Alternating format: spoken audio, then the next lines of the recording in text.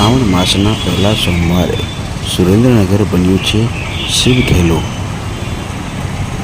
આજે આશરે 70 વર્ષ પછી શ્રાવણ મહિનામાં પ્રથમ અને છેલ્લો સોમવાર આવ્યા છે, જેનો લાભ શ્રદ્ધાળુ અને ભાવિ ભક્તો ઉઠાવે છે.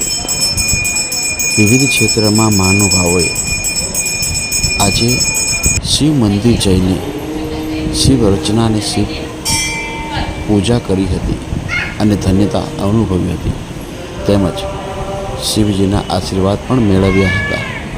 આ તકે લોકોએ શ્રાવણ માસના પ્રથમ સોમવારે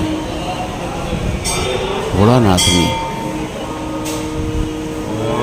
અંતર્મનથી પૂજા અર્ચના પણ કરી હતી, તેમજ ભાવિ ભક્તોની ભીડ લાગી હતી.